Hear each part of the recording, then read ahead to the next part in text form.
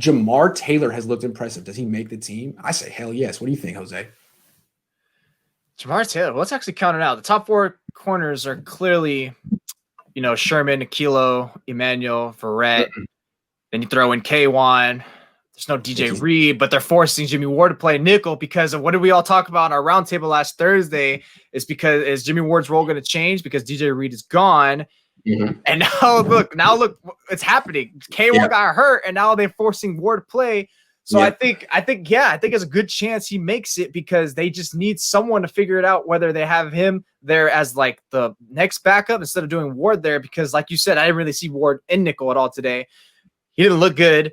And it's just let's stop kicking him out of his natural position. Let's get someone, even though you got Ward who's the better overall talent. Sometimes there's some players who just have that one. That's just not their shtick. So let's just keep everyone where they are naturally. And Jamar Taylor, because there was some play.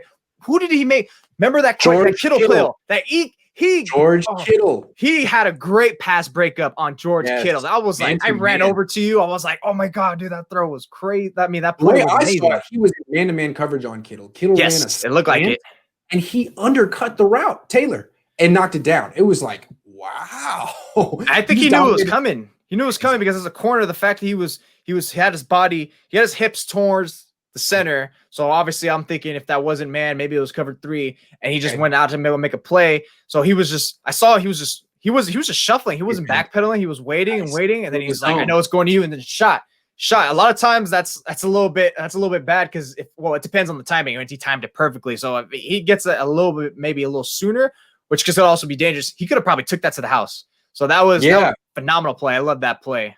Yeah, Robert Saleh talked about it in the Zoom conference afterward and said, like you said, he recognized the play and jumped it. So he has experience in the system. He played in Seattle last year, and he seems to be smart. He's been in the league at least 5-6 years. I do think he's going to make the team. Let's talk about Jimmy Ward real quick. You brought him up.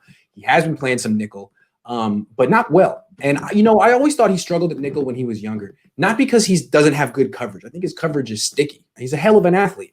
But he just doesn't turn his head or have a very good feel at playing the ball with his eyes on the receiver. And he was a playmaker in college, but he was a safety. And I think he's one of these DBs who needs to have his eyes on the quarterback. He needs to have his eyes on the play. Once you put him in a trail position and he's chasing, he's useless. Maybe that's harsh, but it's just he can't use his athleticism anymore. He'll be in perfect position and give up the catch. He did it today. He gave up a deep catch to Trent Taylor in one-on-ones. Trent Taylor isn't fast. I mean, Jimmy Ward should be all over that, and he wasn't. So they may want to use him in the nickel in certain situations, but it hasn't gone well so far. And that's another reason why I think Jamar Taylor's got a good shot to make this team.